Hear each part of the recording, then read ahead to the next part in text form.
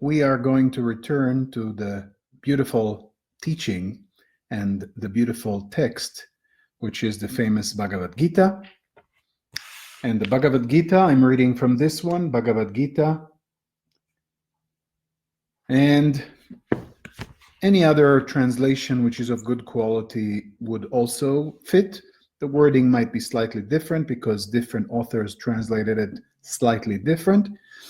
I would recommend the following translations in case you're wondering. The translation by Swami Shivananda from Rishikesh is a good one, the Divine Life Society. The one I'm using is from the Ramakrishna Math, which is from the publication by the society created by the famous Sri Ramakrishna from Calcutta. Also, the Sri Aurobindo translation of the Bhagavad Gita is also a good one. There's a few more, like Yogananda's translation, also very good, and so on. So there's a few of them out there which are very respected and very well done.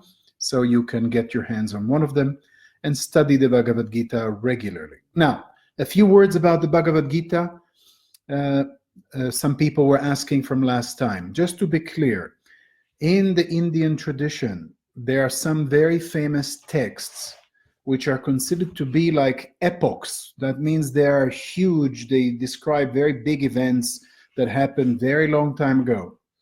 And those texts, those epochs, are considered by many to be like the soul of India. Like if you really want to understand the spirit of India, it's very recommended to read these texts. A lot of what you see if you visit India, in temples, in the Hindu religion, everything you see there which is so charged spiritually, usually is following from those famous texts. There are the Vedas and the Upanishads, which are very famous texts. These are very elementary. But the epochs that I refer to are, number one, the Ramayana. The Ramayana describing one of the reincarnation of Vishnu called Rama and his fight against the forces of darkness. Some say this describes events about 12,000 years ago. And the other one is called the Mahabharata.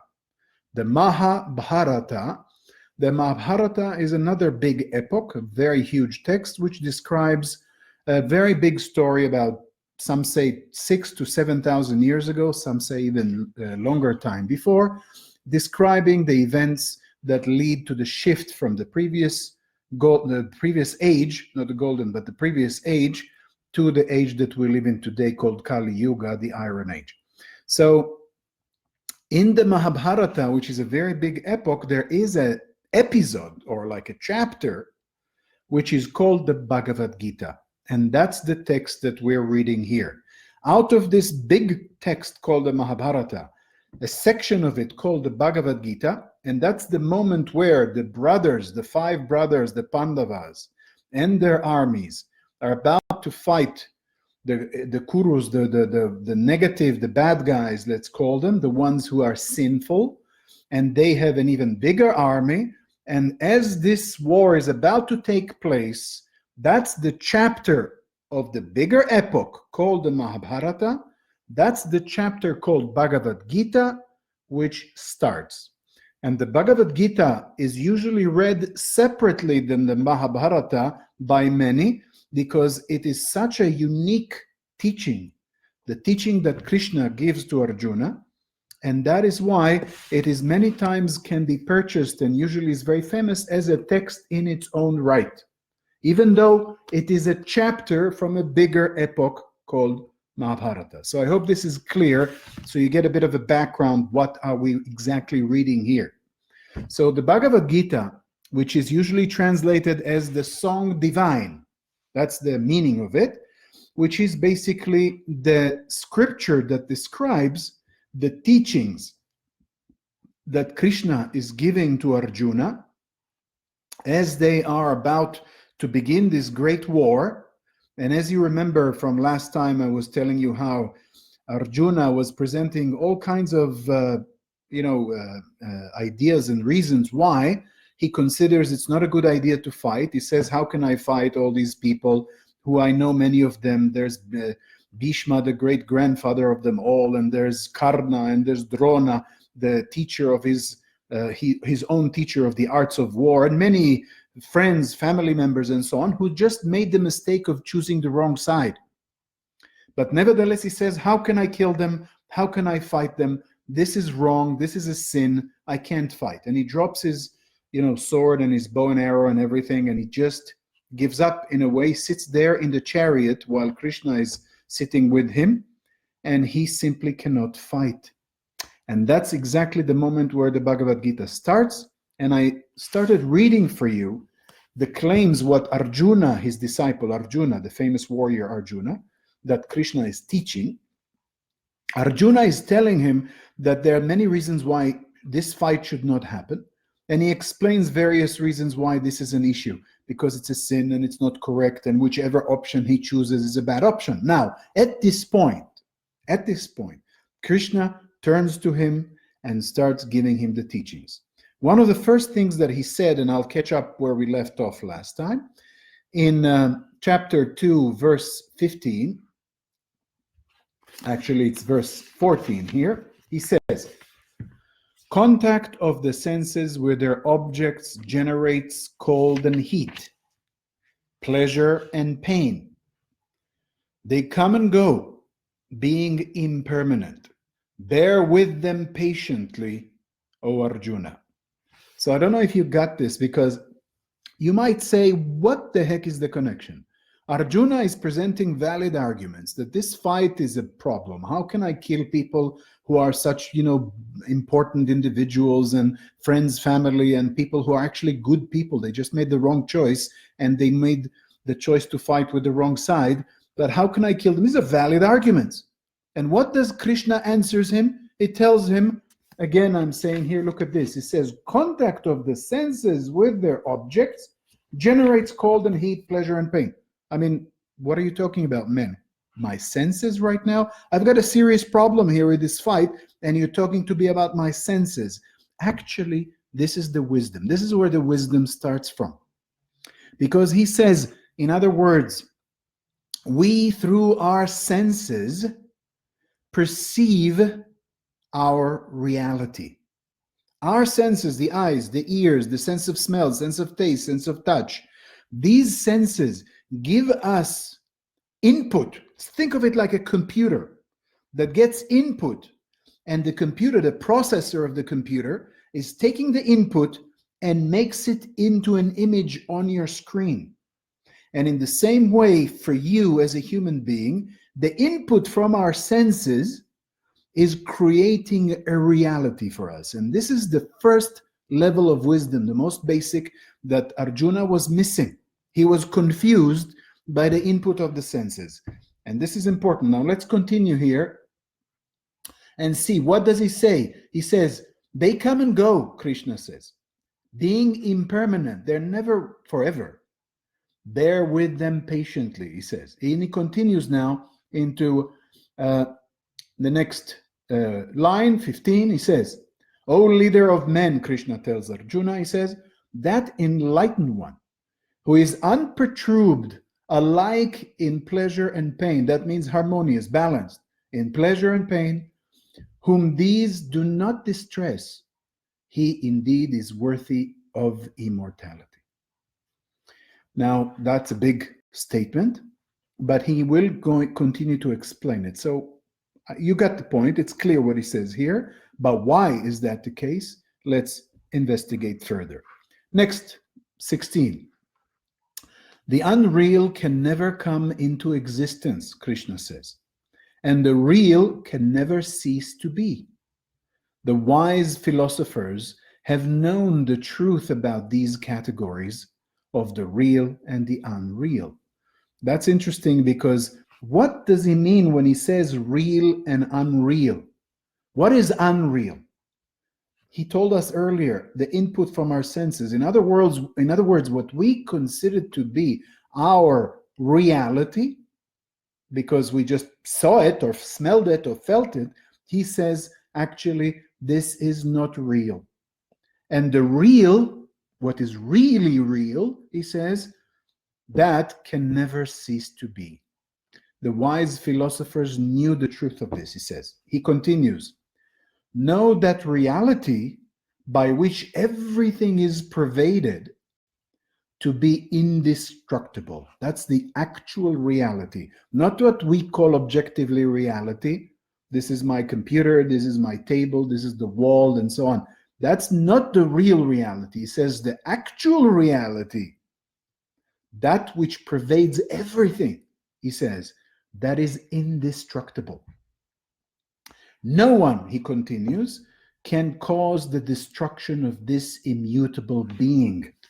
Now he tells us that this reality is immutable. Immutable means it has no beginning or end. It is unchangeable. And he calls it a being. So now it has a personality. Let's continue. What is said to perish are these bodies, he says. The bodies are said to perish, in which the imperishable and unlimited spirit is embodied. Now we start getting the point. He says that that which is imperishable, indestructible, immutable, that thing which is basically immortal, is inside these bodies which are actually perishable. It's like a passenger that sits within this car, so to speak, this vehicle, which can change. You know, your car after some years just grows old and you change it for a new car, but it is still you. Well, something similar to that with the spirit. And he continues. Therefore, fight, he tells Arjuna. Fight, Arjuna. He who thinks him, the self, he says, your true self, your soul. He says, the one who thinks the soul to be a killer, the killer in a fight, like in a war such as this, and who experiences the soul as being killed, like in a fight, you have the chance to get killed, not just to kill others, right? If it's a battle. And he says, whoever thinks that they kill or are being killed in a battle, both of them know not. In other words, both are wrong. He means the self, neither kills nor is killed. So the self doesn't kill and cannot be killed. He continues, the self has neither birth nor death, nor does he ceases to be. Having been in existence before, because the self has no beginning, unborn, eternal, permanent, and primeval, he says. He's never killed when the body is killed, he says. Continuing, O Arjuna, know this self to be eternal, undecaying, birthless, indestructible. A person who knows him to be so, whom can he slay or cause another to slay? Now he starts messing with Arjuna's head in a way, because Arjuna says, but I'm going to be killing these people and some of them will try to kill me. I mean, this is crazy. I shouldn't be doing this. And he tells him, but wait a minute. Your true self and the self that is in every one of these bodies involved in this war is indestructible. It's immortal. He says, that thing cannot kill or be killed. And that's why he says, a person who knows himself to be so, whom can he slay or kill or cause another to slay? Now wisdom starts coming in. It's kind of tricky. It's like, whoa, you're looking at reality very strangely, but it's very important. So let's move on to the next one. He says, just as a man gives up old garments, clothes, and puts on new ones, right? When you have your clothes get old, you throw them away and buy new ones, right? Hopefully before you throw away the old clothes. So the embodied self, in the same way, abandons decrepit bodies and assumes new ones. In the same way, the self throws away this body when the time comes and takes a new one. That's reincarnation, basically, what he tells him here. He continues, him the weapons cleave not. In other words, weapons cannot hurt the self. Him the fire burns not, cannot be burned by fire, cannot be wet by water, he says, cannot be dried by the wind, he says. He cannot be cut or burned. He can neither be wetted nor dried, eternal, all-pervading, immovable, and motionless. Interesting that it's motionless, because our understanding of space and movement through space is another illusion. Actually, you're going nowhere. There's only here. That's that. Motionless, he says. He is the same forever. And he continues here.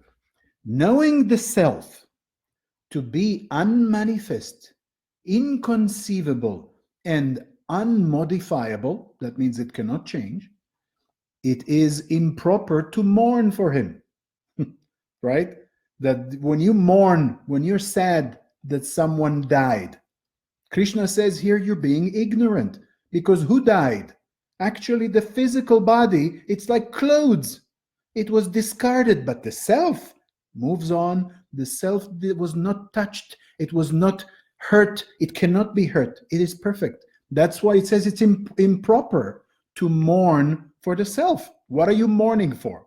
For something which is immortal? There's nothing to mourn. He continues, in the alternative, he says, even if he's trying to say in the alternative, he means even if you don't believe me, he says, listen to this. Even if you hold the self to be subject to a constant birth and death, let's assume you think the self dies and the self is reborn. Let's assume you believe that the self is not immortal. There is no justification, he says, Arjuna, for your mourning for him, for feeling bad, basically.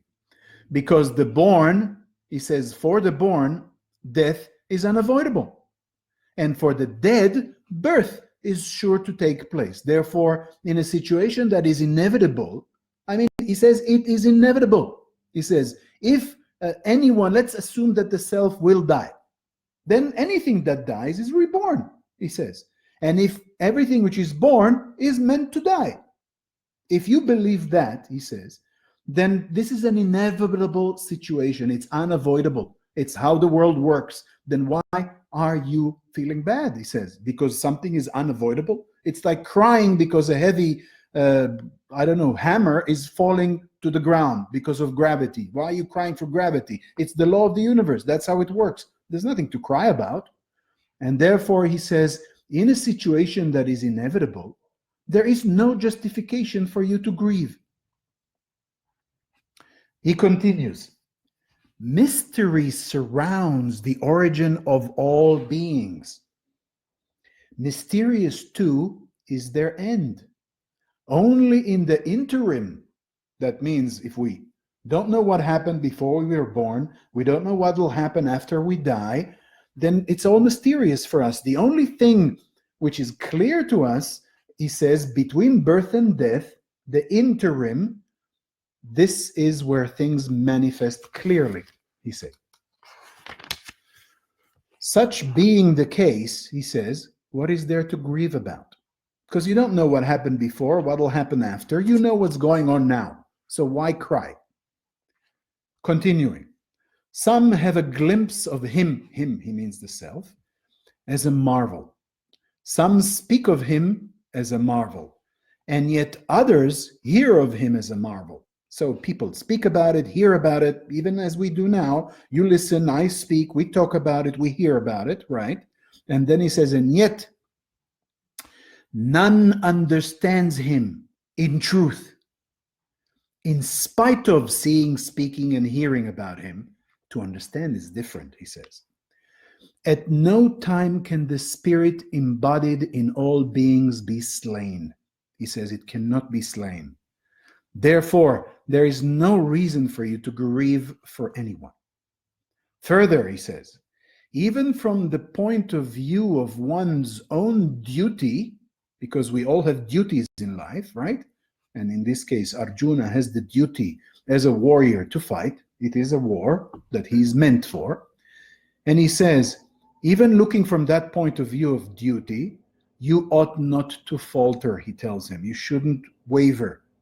There is no greater good for a kshatriya. Kshatriya is the caste of warriors in India, and he is a kshatriya, Arjuna. He says, if you're a kshatriya, he says, there is no greater good for you than what a righteous war offers.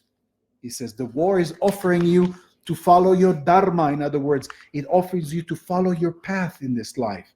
So you should follow it, he says. That's your purpose.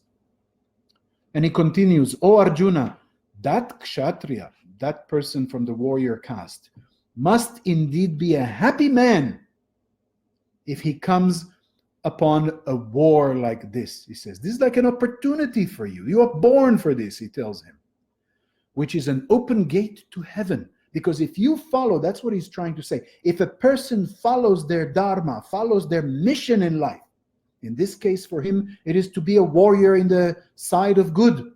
If you follow your path, he says here, this is a gate to heaven for you. That's your purpose. And he continues, if you do not take part in this righteous war, you will incur sin. Then you will do a sin. If you don't fight, then you will sin, he tells him. Besides failing in your duty and forfeiting your reputation, he says, everyone will speak ill of you all the time.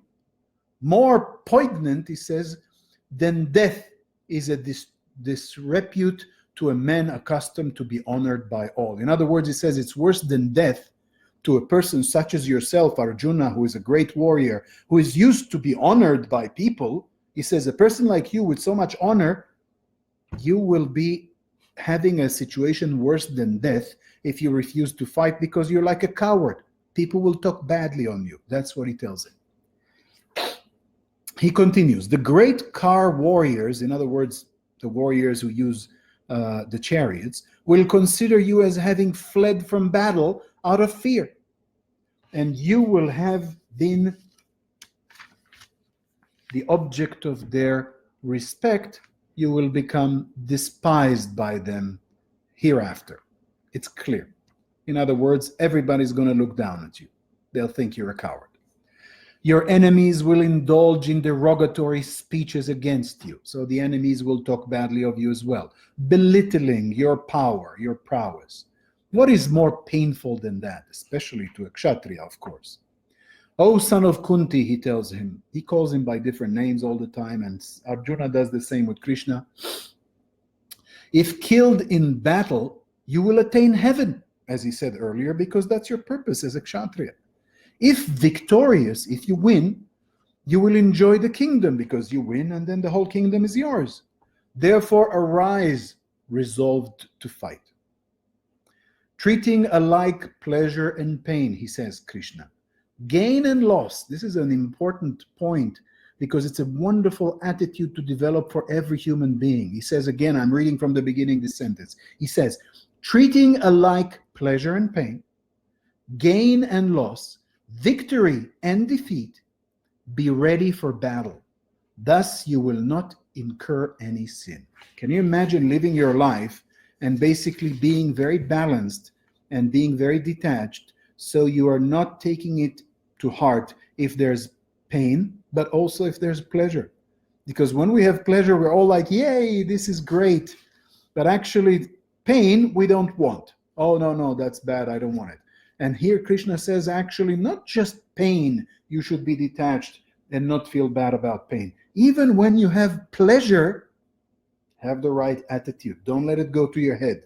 That's interesting that he says that, and we'll approach that more. You'll see as this will come up more as we will investigate further the Bhagavad Gita.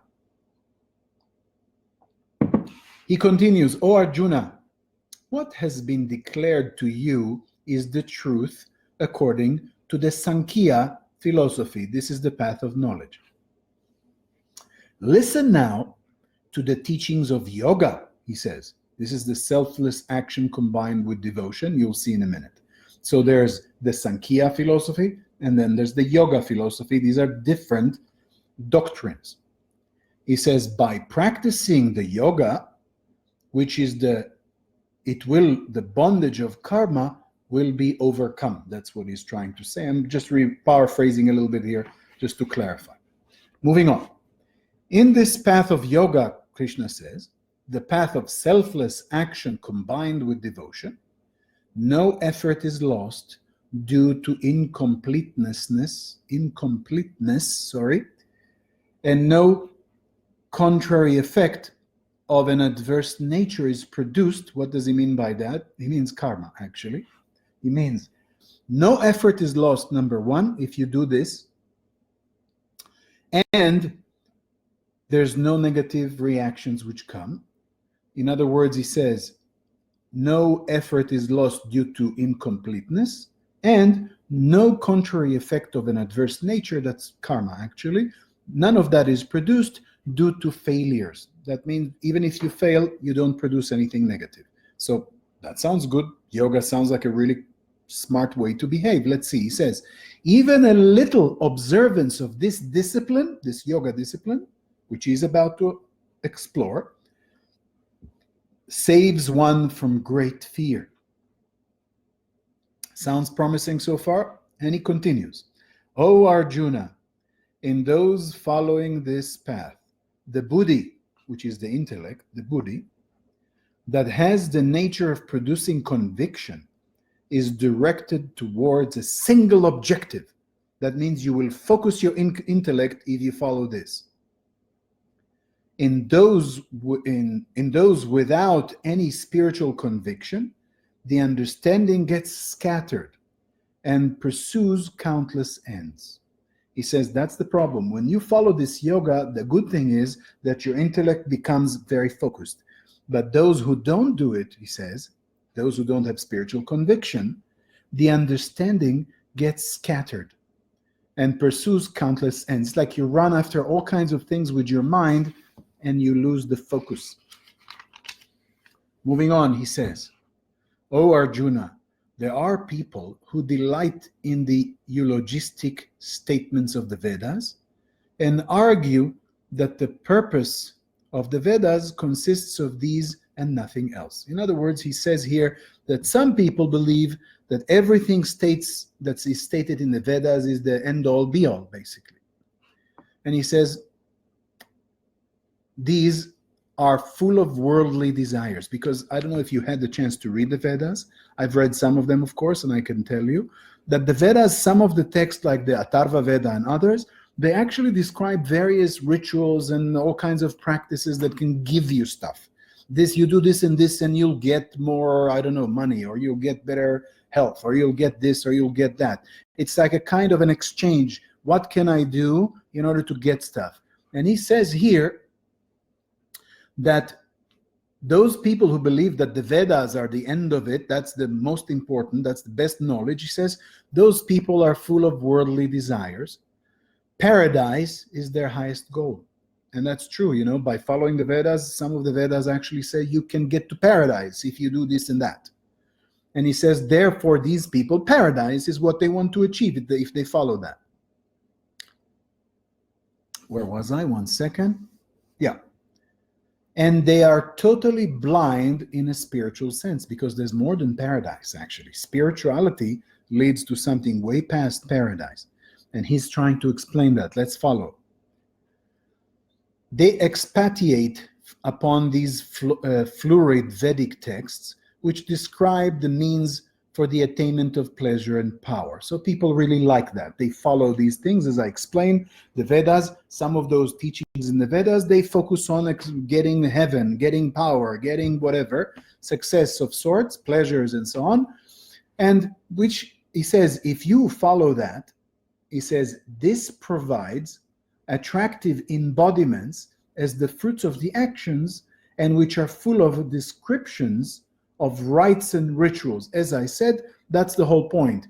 You use various, that's what the Vedas teach, various, according to here, he says, the Vedas teach you various rituals and rites that can give you all kinds of stuff, which will create results. You do an action, you make a ritual, and the result is that you get to paradise, or you get power, or you get, I don't know, richness or pleasures or whatever. But you miss one thing, he says here.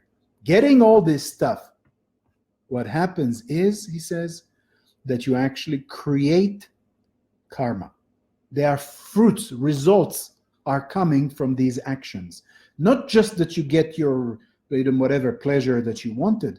There's a price to pay, is what he's saying. Moving on. In the minds of these votaries of pleasure, those who follow pleasure and power, addicted to enjoyments of the above description, steadfast wisdom capable of revealing the truth is never generated. In other words, true wisdom doesn't come from achieving all these wonderful goals of getting lots of success, money, pleasure, whatever, power, whatever people are looking for. Sounds good, you get all this stuff, but you get karma because of it, and you do not get true wisdom. That's what he's trying to say. Moving on.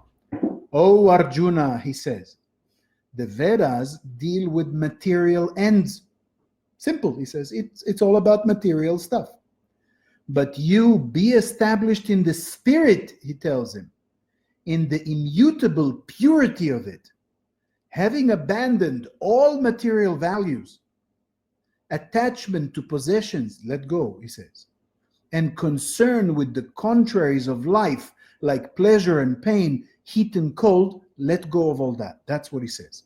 Because if you're concerned with that, you're always aspiring to get the good stuff. I don't want bad stuff. I want good stuff. I don't want pain. I want pleasure. I don't want being weak. I want power, and so on. And then you keep running around like a mouse, like a rat in a maze, looking for the cheese all the time. And you never get out of the maze. And he says you need to snap out of it. And he says, what use is a pond, like a pool of water, a pond? What use a pond has got when a whole country is flooded, he says. Like if you have a pond of water and you think, oh, I've got water, it's so wonderful, my little pond. But then there's a flood over the whole country, there's water all over the place. Your pond means nothing. That much of use only the Veda has got to a Brahmana who is full of wisdom, he says. That's what he compares the Vedas to. Don't take it personally. If you come from India and you very much aspire and you think the Vedas are the top of the line, he says actually the Vedas are not the end all be all. There's more to it. He continues, to work alone, you have competence. That means you are supposed to do the work and not to claim the fruits of the action. The work is what you need to do, the work, not the results of the work. Don't yearn and hanker for the fruits of the results. The results are not interesting for you. It's the work itself, he says here. And not to claim their fruits, as I said. Let not the longing for fruits be the motive force of your action. In other words, this is very interesting. He says, when you do an action, and you do it only because I want the results, what's coming for me? If that's why you do the action, if that's your motivation, you are making a mistake. But let's explore some more. He's going to explain that in a second. At the same time, let not this attitude confirm you in a dolent inaction. In other words, he says, at the same time, don't let this attitude that you are not looking for the fruits of the action make you not act and become attached to kind of laziness, not doing the action in the first place. And he continues, engage yourself in action with the mind steadfast in yoga. That means if your mind is in a yogic state. That's how you do the action. He will explain what it means in a second, but let's follow. Abandon attachments, he says. That means attachment to what? To the fruits of your action, to the results from your action. Abandon. Just let go of your attachments to that. O Arjuna, he says, and be unperturbed in success and failure. This unperturbed sameness in all conditions is yoga. In other words, if you are about to do an action and you're not hankering for the results, oh, I'm doing this so I can get, I don't know, a new car, or so I can get some nice food, or so I can get pleasure. I'm doing it because I'm aiming for something. In other words, if your attitude is the famous American way of saying, what's in it for me, then you're doing it wrong. You should have the attitude of saying, I'm doing it because the action needs to be done. I know it needs to be done. What comes of it, success, failure, I am having the same attitude. If I fail miserably, it's okay. If I succeed marvelously, it's just as okay. I am balanced. That's the attitude.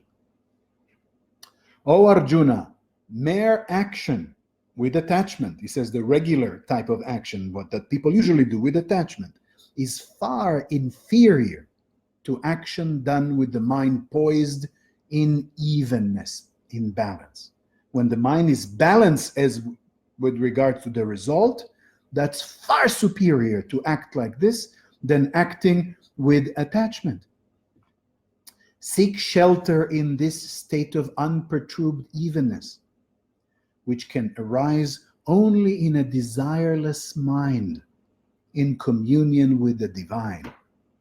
Now the secret is revealed. The mind needs to be always in communion with the divine. As best as you can, focus on divinity. And in that state, you will be unperturbed. There is always balance, because when you focus on divinity, what pleasure of this life is going to shake you? Let's assume you are one with the divine right now, and somebody says, here's a brand new car, a Ferrari, or here's a beautiful food. You're going to look at that and say, what is that? That's nothing compared to the divine. You're untouched. That's where you're looking to be. Those who work for selfish gains, he says, are indeed pitiable. Pity them, in other words, he says. He continues.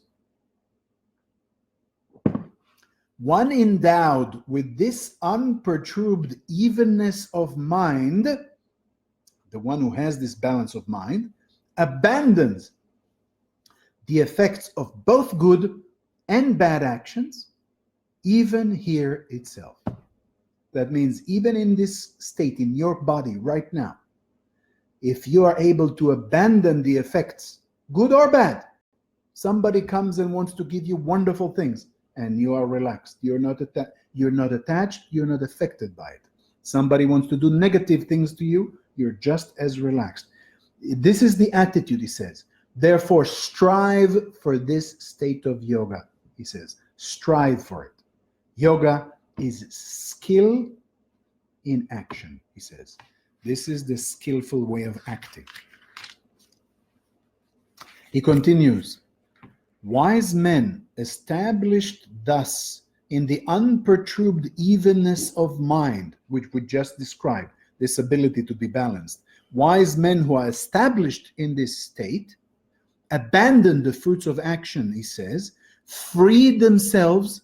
Freedom comes from this, yeah? Free themselves from entanglement in the cycle of birth and death. Did you hear that? He just told you how to get out of the cycle of samsara, of birth, life, suffering, old age, disease, death, and starting again and again and again. I mean, seriously, do you really want to do this always? This sounds like Groundhog Day, like a disaster. Never ends, like a hamster running in a wheel, never ending, never getting anywhere. And he says there's a way out. There's a way out. And the way out, he says, is by developing and establishing yourself in this evenness of mind.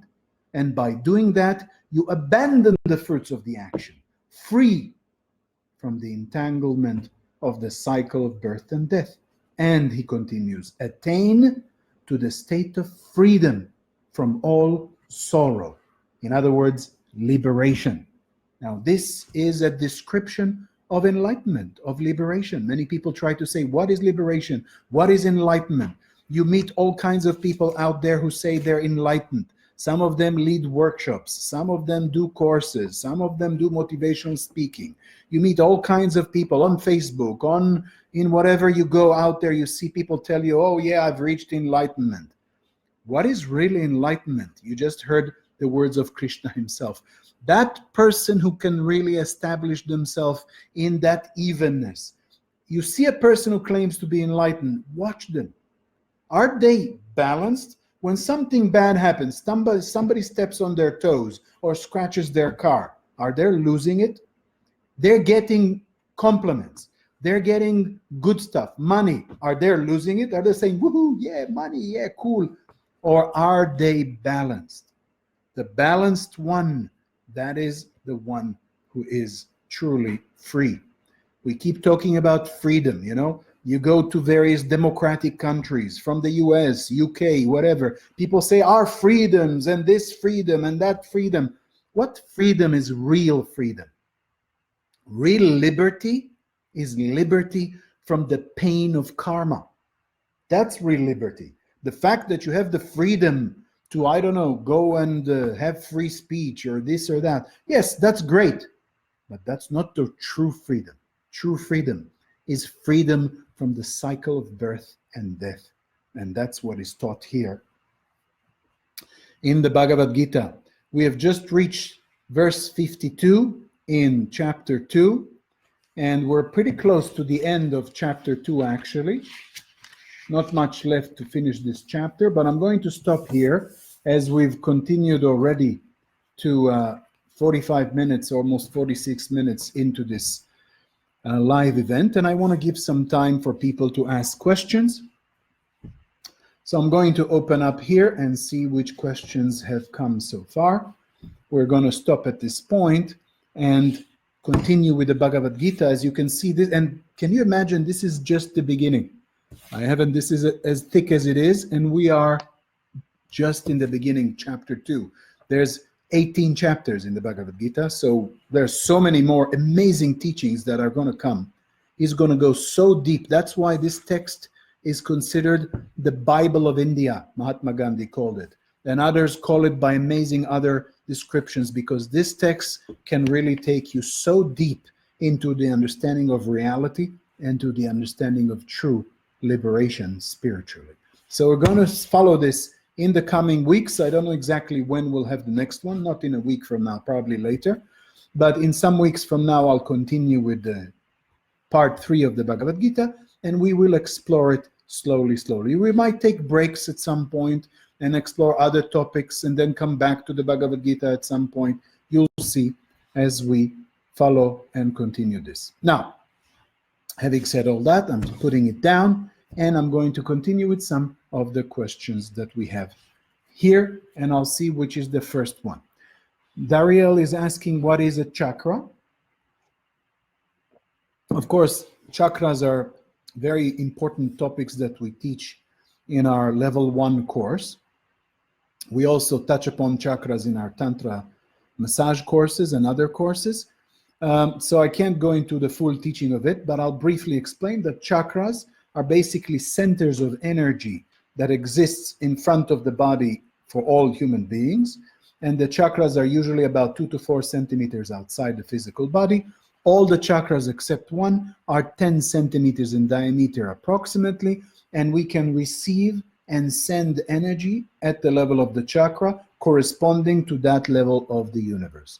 And therefore the chakras are the basic tools, and those are not just tools, these are organs, energy organs in this case, in your body, and we use them continuously in Tantra and Yoga, and those are very important to learn to not just understand, but to actually feel and work with, usually on your daily basis. This is a very brief explanation of it. Ben from Israel is asking, in spiritual practice, we strive to get better and better through quality repetition, eventually aspiring to teach high states of consciousness. Isn't that also wanting the fruits of the action? Personally, this is a great fuel for me to practice wanting direct experience with the divine. It is true that even this aim to reach enlightenment, to be one with the divine, is at this level of consciousness where we are, to our mind where it is at the moment. It is a desire still. It's a spiritual desire, granted, but it is still a desire. Therefore, isn't that something we need to let go of according to the logic? Ideally, yes. But because we as human beings at this level of consciousness still need something to aspire for, this spiritual aspiration is the most pure of all desires, which is, according to many yogis, allowed. It is allowed. But you will see, as I hope all of you will see one day, when the time comes and you are close to reaching high states of consciousness, you will see that even that last desire, no matter how pure, of reaching enlightenment, that desire will have to be let go. You'll have to let go of it at the end, and then only then the last block or the last gateway will open up and you could reach the full realization. So it's a useful desire, it is a spiritual desire, it is an allowed desire at this level of consciousness, which you can simply use until you reach. So what is the right attitude for spiritual success, being even-minded, and so on? So I answer that. I'll move on to the next question. I have only one more question here, so if anyone still have more questions, I have a few more minutes left, so feel free to put the questions in the box right here as quickly as possible so I can answer. If you want any more questions to ask, now is the time. So I have here George from, I don't know from where, but he's asking the question. If the spirit is timeless, spaceless, permanent, and unchangeable, does it mean that the spirit doesn't evolve? Yes, that's what it means. You know why? Because it doesn't need to evolve. Because the spirit is perfect. It is the embodiment of perfect. And therefore the spirit does not need to evolve. Evolution is we as human beings having the spirit but completely unaware of it in a state of ignorance. Evolution means coming closer and closer to the realization of the true self. And when you reach complete and absolute self-realization, call it enlightenment or whichever you want to call it, then you are one with the spirit, which is already who you are, but you are ignorant to it. Once that ignorance is abolished completely, then evolution is finished, because you are one with the spirit, which is already perfect. Then yes, you are correct. Christian is asking, is there any explanation in the text of how to identify actions that need to be done? This will be explored more and more as we dive into the text, so I suggest be patient, we will explore it, and yes, this will be explained. Damien is asking, can you say something practical about how the massage, I assume it's spelled massage here, takes place? What do you do that energy flows? What do you imagine in your mind? Well, that's not really connected to the Bhagavad Gita, how massage works, but I understand that Damien probably is a person who has not yet done a Tantra massage course with us, because we do touch upon these things in the Tantra massage courses. But basically, practically how it's done is we start working first with the body physically. We use oils. It's basically Ayurvedic massage approach, level 1. Then as you go deeper, you start using marma points, and you use certain things with the mind that we explain in the course. And as we do that, we start having the shift from the physical to the etheric, to the level of the prana, to the level of the energy. And as you do that, suddenly the person will start noticing more sensations in the body, which cannot be explained only physically. They become energetical sensations only, or mixed actually in the beginning, physical and energetical, until they become more exclusively energetical sensations. And then what do you do that energy flows? Well, that is something that you need to see in the Tantra course, Tantra massage course, because this is not something that can be explained just like this online. And it's not about imagining something with the mind, actually. It goes much deeper than that. You develop a skill. There is a skill that you can develop mentally, physically, energetically, and even emotionally that you can develop, and then you can control the energy a lot more. Sorry if that's disappointing. There's no trick that I can tell you. Imagine 2 rabbits and the energy will flow. It doesn't work like that. And there's an actual methodology to it, which is taught in the courses. Yana is asking, are you producing bad karma if you hurt people near you when you decide to progress on your spiritual path and they do not understand your decision? To a degree, there may be some minor karma produced from that, but this karma is far, far better than the karma of not doing anything spiritual and considering the feelings of ignorant people around you, no matter how sweet, no matter how wonderful they may be, no matter how close to you they are, but considering their emotions, and therefore not following your spiritual path, you produce much worse karma. So that's why the minor karma that you may produce by hurting people around you because you want to be spiritual is worth it, and because you're on a spiritual path, you're on a path that will burn any karma that you are producing here, and therefore it is the only way to go. That's why when Buddha, for example, left his child behind and his wife, and went to become the Buddha and meditated for 10, whatever, 20 years until he became enlightened, people might say, but Buddha should not have left his wife and his child. If he would be put, I don't know, in opera TV show, they will completely kill the guy, tell him, my goodness, you are a very bad husband and a terrible father, and therefore you should be ashamed of yourself, Buddha. Well, Buddha was not ashamed of himself. He became enlightened, and he saved the spiritual lives of millions on this planet, and therefore that's fine. And when Shivananda himself, who was a medical doctor before he became a Swami and a great enlightened yogi, he had 2 children, 2 boys, and he left his boys in the hands of his brother and went to become Shivananda, the great yogi who helped millions of people in India and all over the world to become more spiritual and develop spiritually. Should have he said, oh, what bad karma I'm producing, leaving my 2 boys with my brother instead of taking care of them? That's bad karma, right? Well, it's minor compared to the achievements that he made. Think like these great spirits, because you are embarking on a spiritual path for enlightenment. Shivananda himself said, he or she who reach enlightenment can purify many generations before the bad karma of their family. So what service are you doing to this world when you actually become spiritual and even better, enlightened? So that's why don't worry about this so-called minor karma of offending some people. Go and go full power on your spiritual path. Shona is asking, can you clarify, please, what if we want to do yoga for a result or for the fruits of the action of the yoga? Should we be engaging in yoga without any attachments to the end results? For example, if the desired end result be more balance in life, increased spiritual focus, getting closer to the divine, are these selfish gains? No. There is some selfishness in it because you want to have good quality of life. It is true.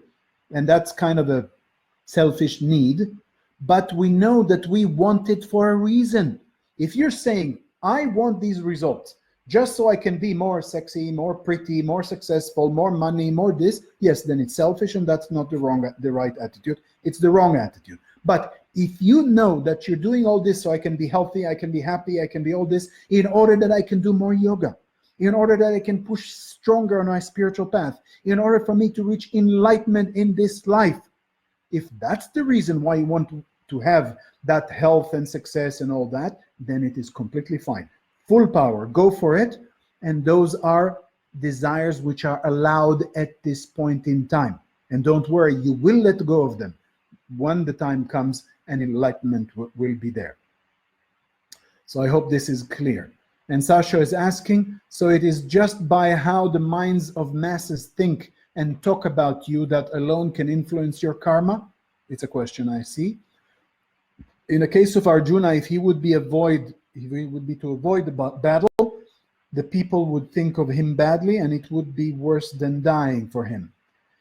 Not really. It's not so much so. Here, Krishna was trying to first start from the most basic way of understanding by simply telling him, look, this is your dharma. You are a warrior caste individual, a leader of men. You are the leader of this army. You have a job to do, and this is a holy war. And by avoiding that, people will think badly of you, and all these negative, horrible things will happen, which for the case of Arjuna specifically, as a warrior leader, this would be terrible. And that's worse than dying for him. That was a very specific thing. That's not for everybody. That's for him in that specific case, in that moment in time when this war is about to take place. But the idea of what people think about you producing bad karma, not so much so. It's more about your own actions. Your own actions produce your own karma. So let's not complicate it here. Penelope is asking, how can we be detached from our mission in life? Because to fulfill our purpose in life seems like a big fruit. Well, it is true that the mission in life can be a big fruit, but we need to understand what is the true mission of our lives here.